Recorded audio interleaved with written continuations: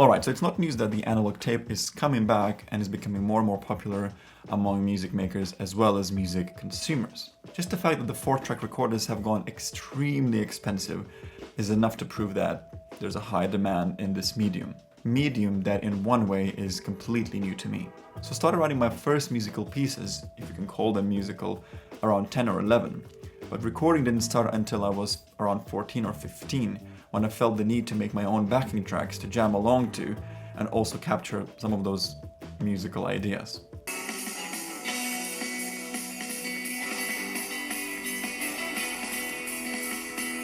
And I finally discovered the world of DAWs and VSTs and etc. So my first DAW that I used was Adobe Audition, and that was my first recording platform ever. Over the years I also experimented with Fruity Loops or FL Studio, Cubase, but I always come back to Adobe Audition. And that was the case until I got introduced to Logic. Nowadays, I mainly use Ableton. Anyway, my point is that I always recorded on a digital medium. I grew up having cassettes, tapes, vinyl, and I would listen to music that way, but I never had an opportunity to record on analog platform. And that is until today. So I managed to acquire a little 4-track recorder, legendary Tascam 414 Mark II. I've seen it being used by a lot of experimental and ambient producers and musicians. While I don't make this kind of music, it definitely sparked something in me. So when I got the machine, I had to read the manual just to understand all the ins and outs, literally, of the device. How things are chained, where does the signal go, and when it goes there and not somewhere else. I mean, it's not that complicated in reality, but remember, I had no clue whatsoever. So holding a cassette for the first time after so many years was definitely a strange feeling. Even just to putting the cassette in the machine, closing the cap, pressing play, rewinding. It's a different feel than to just press the button on the keyboard. So I plugged my microphone and just recorded a short sequence that I had from before, that I used in my previous video. And that was the start of me recording on tape. And boy, it was exciting. Cool. My first tape recording. Cool. So weird. So weird. So weird. Cool. I then added the bass, some more guitar, and then I thought this has to become a song. So I had a vocal melody for the idea already, so just needed the words, which actually came naturally and rather quickly as well. I knew I wanted to record backing vocals and percussion, but I already stuffed 3 channels with guitars and bass. Luckily for me, there was a way out. You can simply bounce 3 tracks onto the 4th track, which frees the first 3 tracks for you to record more layers. I had to run through the song a couple of times to make sure that the levels are right and the balance is good, and had to bounce it off, which weirdly was kind of scary because once you do that, there's no way back.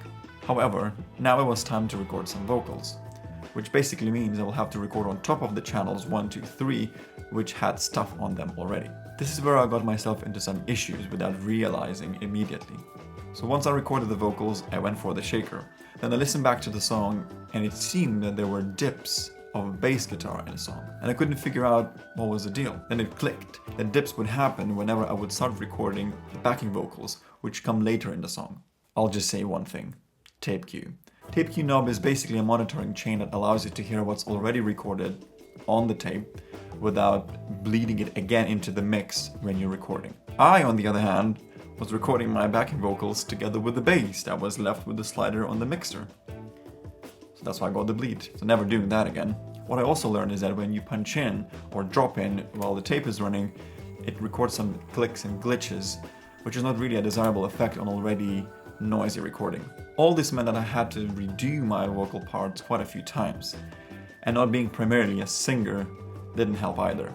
And with every take, the quality of the tape slightly goes down, so the pressure was really on. In the end, I had to record my vocals over the period of 2 days, which led to uneven levels of some parts. This meant that I would have to remember which bits were quieter and adjust the volume when bouncing the track down to my computer while the song is playing. And that took a few tries to achieve. And in that particular moment, I truly missed Ableton's automations. Also played a bit with adding the effects chain to the mix, and I used my guitar pedals to add some reverb and delay, but I ended up bouncing the track completely raw. I did add some EQ and reverb on the overall mix once the song was in Ableton. just couldn't resist. So this was my little journey on recording on tape for the very, very first time. And here's my first song ever recorded on tape.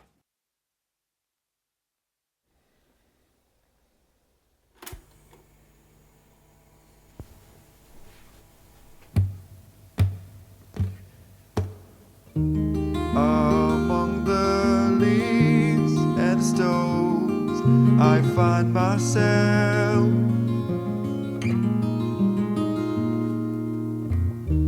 No plastic noise distracts my humble world.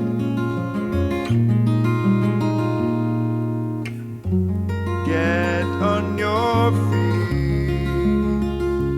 and take your grief and belief.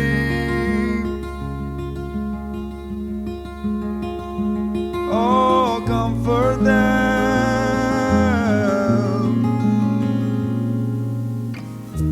The sun will warm you up, the rain will wash.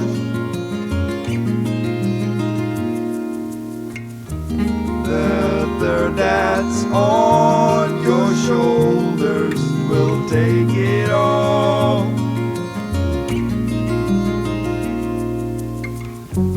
So lay down, please, and grab your grief and believe.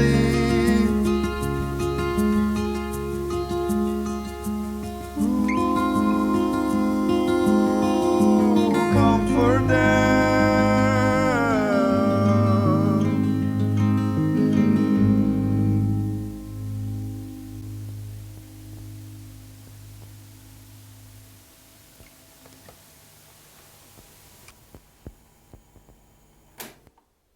It definitely has this almost nostalgic sound.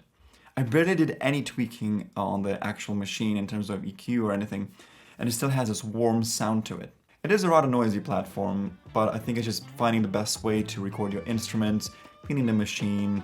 I think it's just overall more sophisticated. What's also interesting is that when I was recording, I almost felt like I have limited options and not that much of space. But this kind of made me focus more on the quality rather than the quantity of the parts. I could hide myself behind layers and layers of sounds, but I still had the space for the most important parts of the song to be captured. And it definitely captured the vibe, which is the goal with every song that I make. So let me know what you think.